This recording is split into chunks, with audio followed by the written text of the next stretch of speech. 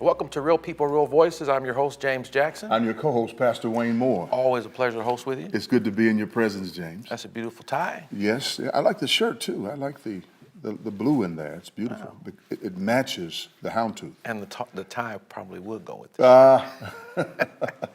Good to be with you. Likewise, we've got a great show today. Yeah, we do. We have a fantastic lady here today. She's been in business for over 21 years. Mm-hmm. She's been involved in the technology field, and she's going to give the city of Indianapolis and central city of Indianapolis, rather, you know what I'm trying to say, some good information today. She's got a lot going on. I want to thank our sponsors, Lee, Castle, and Crawley. And we want to thank Fervent Care Christian Academy for being with us again on this show.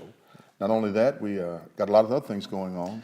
Yeah, Martin University Up and Over telethons coming up. December 1, 2018. That's going to be a great opportunity for the city of Indianapolis to help sustain Martin University, which is one of our jewels in the city of Indianapolis. We need the community to check into that. And that's going to be broadcast live from Martin University, which means that the people watching can come down and be there. Yeah, and what's so ironic about it, they chose us to be the host. Absolutely. And I know that you're going to tune in and be a part of that, help Martin University sustain itself. And speaking of tuning in, I want you to go to our YouTube channel, WHMB TV 40, and subscribe. You can watch this show when it's over, as well as others that you might have missed. Yeah, and we have like us, as you would always say, on Facebook. Like us on Facebook, and tap into us and see what we have to offer you. And we feel you'll be blessed. Got a great show today. Stay with us. And also, we're going to be talking about our new time on Friday. Yes. So don't go. We'll be back after this.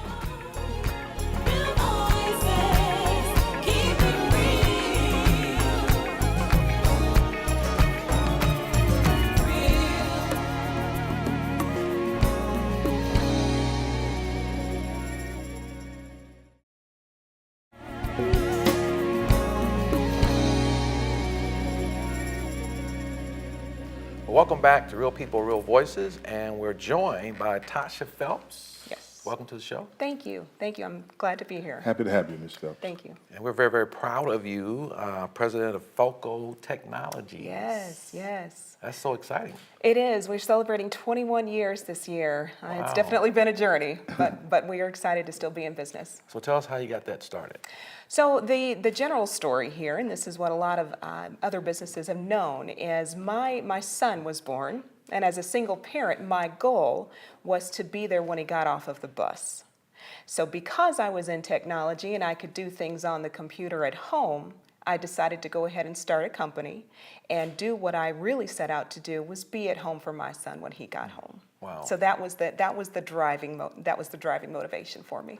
Yeah, 21 years later. 21 years later. Wow, he was a gift, apparently. He was a blessing, absolutely. Yeah. Good. And what were some of the mechanics that we know about your son came to you, but what were some of the mechanics that you had to use to get this going? Very good question. So I was blessed at the time to actually have some connections to be able to talk about their technology needs at the time. If you recall, back in '97, web development was a very minute industry, and not many people had websites. So the conversation with the clients and the businesses that I was talking to didn't have any clue about what a website was. So I was able to tap into the market right on time and start the business immediately serving a need. Sounds like you were a pioneer. Some can say that, yes. I'd like to say that. Yeah, it does, because there's so many people now, or so many technological companies who are in the website business, and you've been doing this for 21 years. I have. So we started as a web development company, but if you think about the trajectory of what technology has been through since then, there's been disaster and emergency after emergency. So what we've been able to do is adapt to the things that were happening in the industry. We grew from not only being a web development company, but also helping businesses to preserve and protect the information that they house. So a lot of it is data management, a lot of it is disaster recovery and business continuity planning, a lot of it is making sure that the technology that any given business has is sustainable and can be recovered given any emergency. That's great. And this industry that you're involved in, technology, certainly we know is traditionally dominated by men. and you're a small business owner, as you've indicated, and a woman. How have you been able to navigate through all of that on the one hand, and then on the other hand, have you been seeing contracts from the city of Indianapolis with regard to technology? I have. First, to answer your first question, as a woman in the IT industry, it has been difficult. No question about that. In the beginning, I was scared, just like many other small business owners, scared of getting into an industry that was dominated by men, scared to get into business, period. But what I learned to do is get on bended knee and pray for that strength that everybody should pray for. Right. And what it led me to do eventually is pull up my bootstraps and say, hey, you know, I'm as good as anybody else. I'm educated. I can do this. So I put my foot out there and I just did what I know I can do. To follow up on your second question, with the City of Indianapolis, we are a certified minority woman business enterprise. Congratulations. Thank you, thank you. But that certification doesn't guarantee us business. Right. I still have to go out there and actually sell myself The bidding and process. sell the company, absolutely. But we are very cautious and careful about going after the projects that we know we can do, not just take anything. So that's been a very successful opportunity for us, both at the state and the city level. Yeah, so you've had some success with both. We have. Good. That's good. So going forward, what are your plans for the further development of Felco Technologies? Great question. So moving forward, again, the technology industry is not a static industry. It's No. going to continue to evolve. It's going to continue to grow, and it's getting a little saturated now. Back in 1997, when I started the company, if you did anything in technology, you pretty much knew it all. Today, the market, the industry has gotten so segmented that there are very particular areas of specialty that you can focus on. We focus on still the cyber area, and that's one of the buzzwords now. We focus on the cyber community to make sure that businesses still have the right type of IT infrastructure to sustain their operations given any emergency. So that's still backbone by continuity planning. Right. And making sure that the business applications and the things that a business is doing is there. Outside of that, and in addition to that, we've got to make sure that they know the kinds of tools that they need to have at their fingertips and who they need to call when they need help. So you're basically telling them you came from a general tech ideology to a specialty tech ideology. We did. That's we phenomenal. did. And Yes. within 21 years. 21 years. General 21 to- years. to General specialty. to specialty, absolutely. That's Do good. you see Felco Technologies playing a big part in what Indianapolis hopes to be in America, the Silicon Valley of, as it were, of And the technology Midwest. of the Midwest? The Midwest Silicon Valley, And there's absolutely. a lot of development going on now downtown, lots happening in the council with making sure that goes. It is. Are you seeing Felco Technologies to be a big part of that? We are. We were actually just granted and just finished a recent contract with the City of Indianapolis.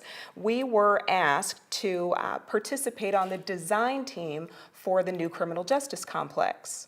So we as a technology company on the design team were actually asked to write the design specifications for what the Justice Center campus needed to look like. Now, we're not going to build it. We're not going to do any of the installation. We just did our due diligence to make sure that we wrote the specifications for what needs to be on site so that any of the city agencies that take residency on the campus are able to work, are able to do what they need to do. So we wrote those specs. Well, congratulate you too as Thank well. you. Thank know, you. In the criminal justice complex, they're needing minority businesses, and it's good to Yes. know that you're one of those businesses. Thank you. Thank You know, you. for 15 to 30% minority participation, it's good to know that you're there.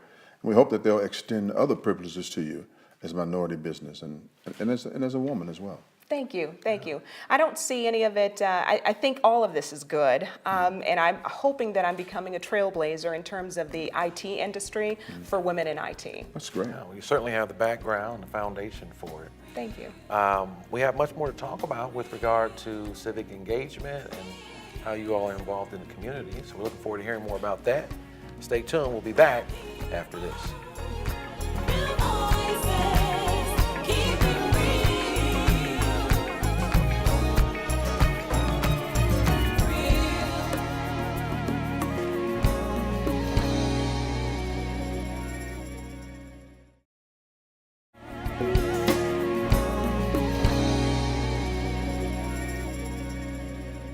Welcome back to Real People, Real Voices. I'm your host, James Jackson. I'm your co-host, Pastor Wayne Moore. I want to take a moment before we get back to our guests to thank our sponsors. Yeah, Lee Cossack and Crawley, attorneys who are here in our city, making sure that you have what you need when you need them.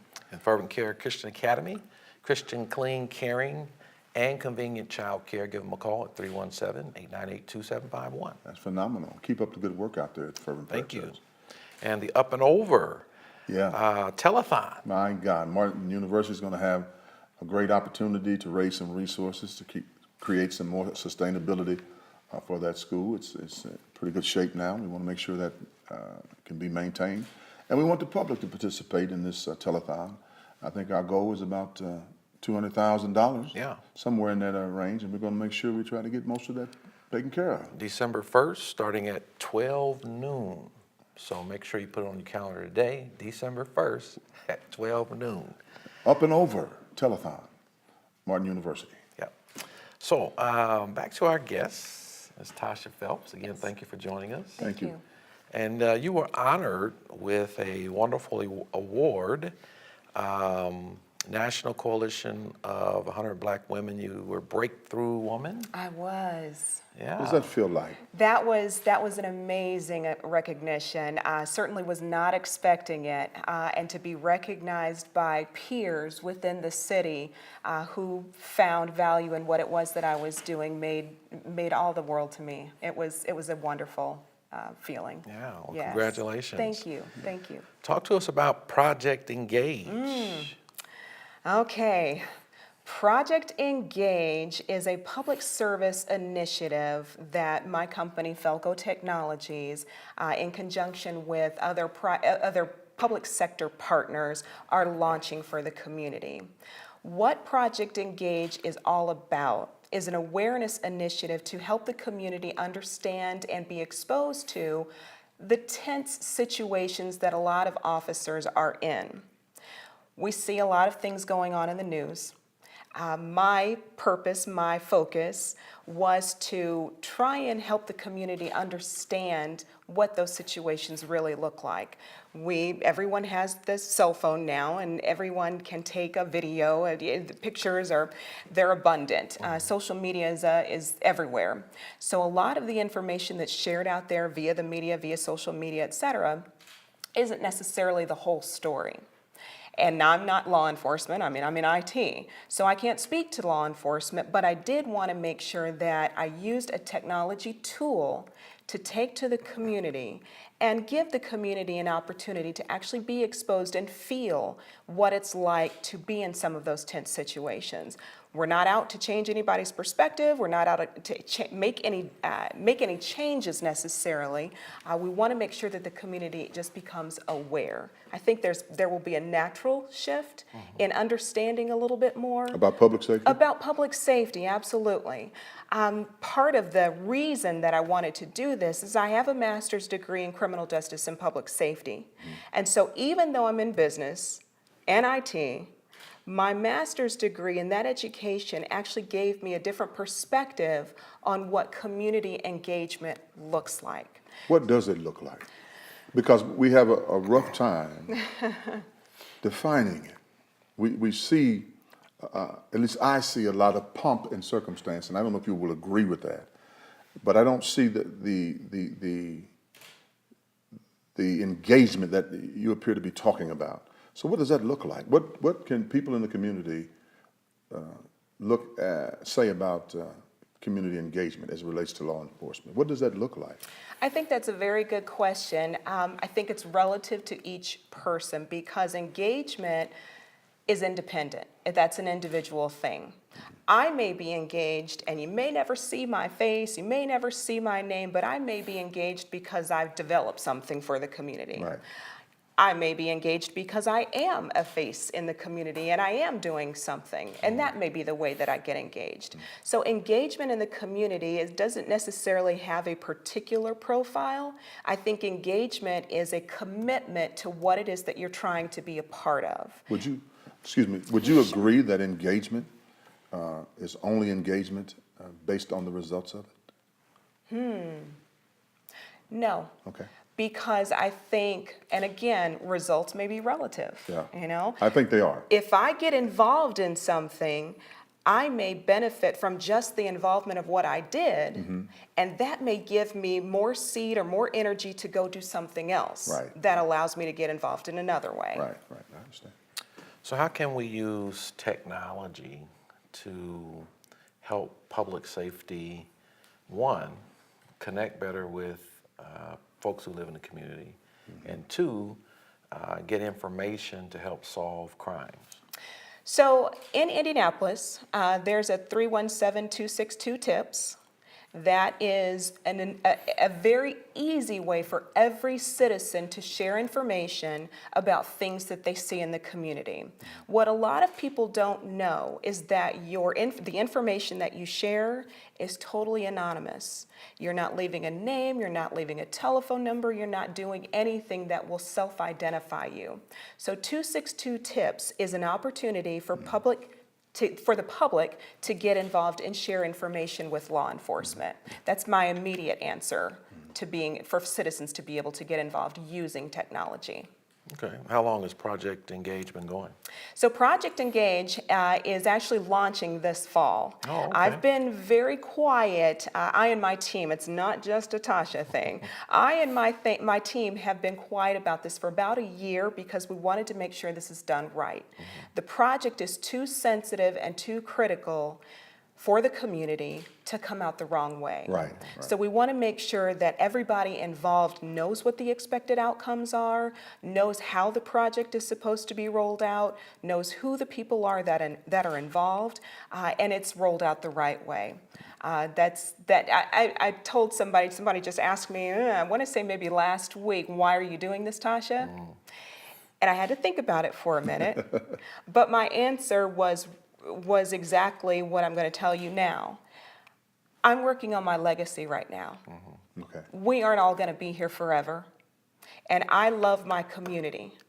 So I personally am trying to work on the things that I know how to do to build my legacy in the community. So it could have longevity. So that it'll have longevity, absolutely. I don't want it to cease just because Tasha's not here anymore. And there's an opportunity, as I understand it, for people to get involved There subsequent to this is. broadcast. Absolutely. How can they do that? So they can go to projectengage.us. We are rolling out Project Engage not only in the city of Indianapolis, but we're rolling it out in Atlanta, and we're rolling it out in other cities within the Midwest to be determined, not to be disclosed just yet. Okay. All right. Well, we're looking forward to hearing more about it. Yeah, I'm excited about it. Yeah. I want to see what a sister gonna do. Well, thank you. You've been a great guest. Thank you. Thanks for coming. Will you come back and give us an update on I Project? will. In- I will. Okay. Absolutely. We want to hear that. Okay. And we'll be in prayer that you have another 21 years in Yes. you Yes. for developing focal technology. Thank you. Thank you. I'll take it. Thank you. Stay with us. We'll be back with the rundown.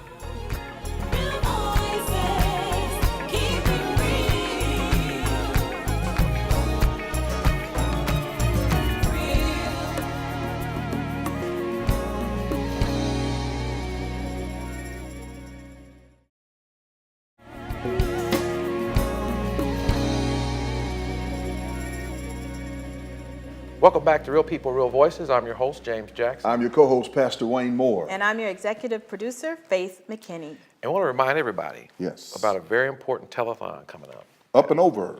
at Martin University broadcast. Yes. Live from Martin University. Making dreams a reality at Martin University. Man. Yeah. That's going to be something to see, man. When you telethon, 4-hour telethon, doors open at 12. Yeah, we want to make sure people are seated. Yeah, we want to pack the house. Yeah. Want to pack the house. Doors open at 12. Telethon starts at 1. It's going to have full of entertainment. The sororities are going to be there. Fraternities are going to be there. Yeah. A lot of people from the city of Indianapolis are going to come together and make sure we raise some resources to sustain Martin University. Yeah, and the kids deserve it, and our city does too. Yeah, we need to keep Martin's a permanent fixture in our city. Yeah. And we need to do everything in our community to make sure that Martin can remain there. Yes. And does continually do what it does. December 1st, doors open at 12. The camera's going to be rolling at 1 p.m. Faith, we had a wonderful guest, Tasha Phelps. Yes, yes. Small Business Person of the Year, IBE. She's amazing, and you know what she does is, she's top notch. Yeah. And I'm just so glad she was able to come and share with our audience. And it was also exciting to hear they're rolling out some big things for the community. Yeah. I think Great. it'll make a big difference. Yeah, I think, I mean, rarely do you hear somebody who is an entrepreneur and a woman who would come on a show such as this, a great show such as this, and talk about how she's going to do something for public safety to maintain her legacy. She does not want to just be known as Philco Technology, but she wants to be able to, the community to be very much aware of her legacy, and she's decided to park that in public safety, because her master's is in public safety. Yeah, and that's so important.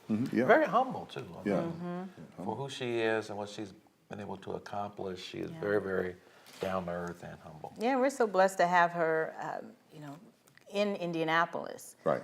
She's done so much in her young life, and to see a shining example of what can be in Tasha, that's great. Yeah. I thought it was interesting too, Pastor Jackson, when she said it was the birth of her child that motivated her to start a business, because she was a single parent, and she wanted to be an effective single parent.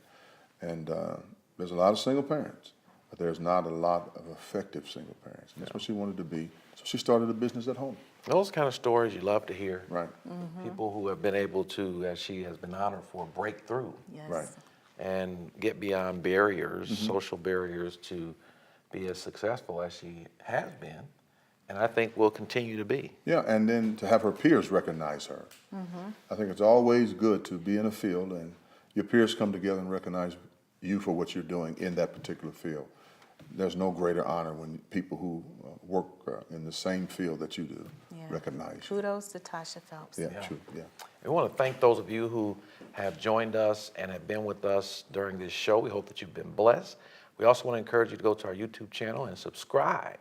Also, please make a note of it. On Fridays now, Yeah, we'll be coming on at 9 p.m. not 9:30 anymore. 9. 9 p.m. Real People, Real Voices is ready to come in your home at 9 o'clock on Fridays. And we're still on Sundays At 5:30. At 5:30. Like us on YouTube as well. Yep. We'll see you next week, same time.